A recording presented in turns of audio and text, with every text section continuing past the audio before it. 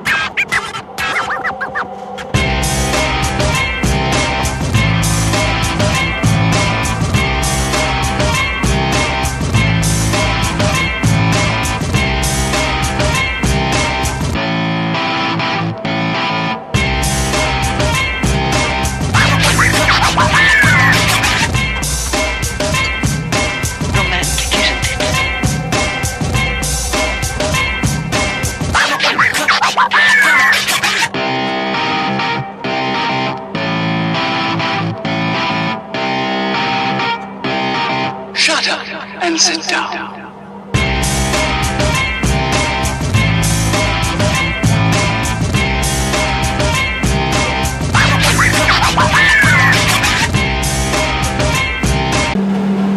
Well then, my gobbly friends,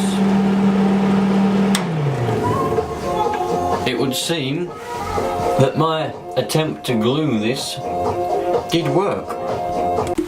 After fighting with the wire a few times, because it did become a little bit squashed a couple of times trying to get it back through the liner, but it did work by the looks of it. I haven't done any welding yet, but it feeds the wire through. It looks alright. I had to chip a little bit of the bubbles off because, as we learnt, the old Gorilla Glue bubbles up, doesn't it, and expands like 10 times or something stupid. But it does work. The old clamp clamps down on the line feed. It all feeds through. It appears to be alright so far. Haven't done any welding yet, but I've got a few things to weld up, so I'm gonna give it a test and see what happens. We seem alright. I left the gas on as well. Oh, what an idiot. After all that time it was left there because it broke, I left the bloody gas on, but luckily it doesn't appear to have leaked out, not too much of it anyway, so we'll be alright there. And we're all good. So let's see if it actually holds up while I'm doing a bit of welding. Hopefully it will do. That Gorilla Glue is meant to be the tits. Whoa! That just came out. What? Come on. Oh, bloody camera. There we go.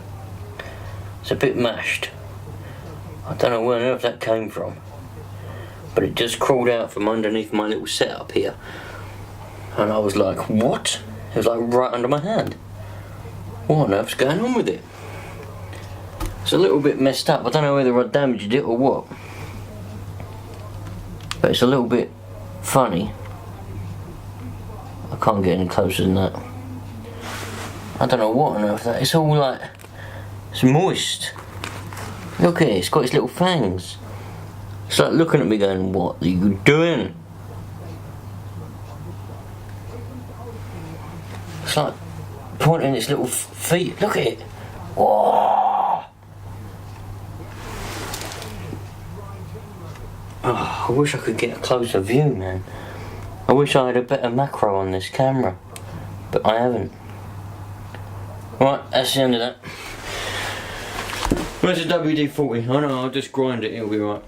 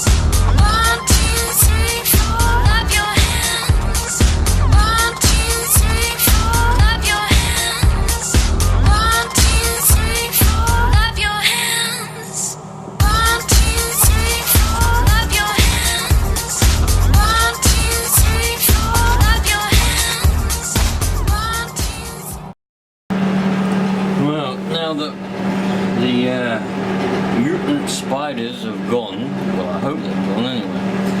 I'll explain what I was doing. I wanted to test my little fix out on my welder, so I had a bit of welding to do. It was, to grab a glove because it's a bit warm still. Now, this is obviously like a claw thing. The wooden handle usually goes in there, but it's very, very old. It's my father's. He wanted me to weld it up for him. Now, I'm not very good at welding thin metal. I mean, this is super, super thin metal. I don't know if we're going to get a focus on it. Hopefully we can. It's really, really thin metal. I'm not very good at welding thin metal. I mean, I've only ever welded sort of 10mm and up. But I do know a few techniques, so I managed to get it done. I had to grind a little bit off there because it went a little bit wrong, but hey ho, who cares? It was so thin on this part because it mainly rusted away and I couldn't really grind anymore to get it, you know, any good. Focus? No, the camera don't like focusing really. And it kept blowing holes, so I just used a technique and just done it slowly and managed to fill in the holes. But it came out pretty well. It should serve another day at least. And the main thing was I managed to actually do it, like the welder actually held up the little fix I'd done, so we should be alright. I should be able to get, you know, this little bit here welded on the buggy tomorrow. I might even do it now. And that'll be that done. Get all this paper though, don't want a little fire, do we? All that welding wire that's been wasted. This is a good start to the evening, I think. Well, let's have a quick look at this. I did just briefly turn it over, try to turn it over, and believe it or not, don't know how many of you were watching my other video, rather skeptical, but it's worked. That penetrating fluid has obviously worked, because now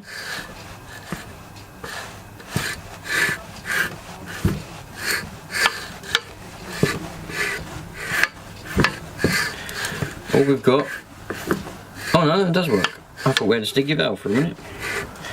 So we've got all our valves working. Our piston works, albeit a little bit dirty. There is a small amount of rust. Let's grab a torch so that you lot can see adequately into that bore. There is a small amount of rust and pollution, I suppose you could call it, around there. But I'm going to try and get a towel in there, give that a good clean up, and then I'll just put a drop of engine oil around it and smear it around so that we've got plenty of lubrication. But I reckon I can clean that up pretty well. Then all that's left to do is put the top back on and try and link up some fuel, find a spark plug, try and link up a bit of fuel to it. Alright, we can give it a go. After that, I will, if it does run, I'll obviously change the oil, because I don't know how much of it has seeped past the rings and contaminated the oil, but the amount of time this has been sitting, I would have thought the oil is well and truly dead and would need to be changed anyway. But I'm pretty pleased with that. That's working pretty well now. Look, a bit of a noise actually.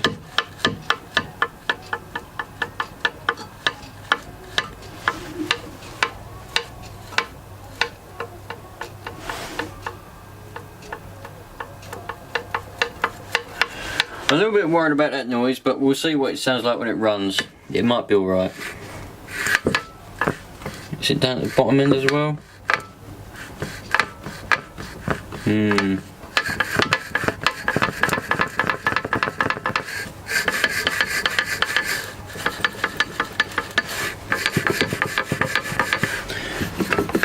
That might not be anything to worry about. We'll see what it's like. I'm going to put the head... Cool. Pretty bad there, isn't it? Anyway, I'm going to put the old head back on and, you know, make sure we've got compression, make sure that old gasket's going to seal, which is over there, and things like that. I'm going to clean the piston up, and then I guess we'll see if it runs.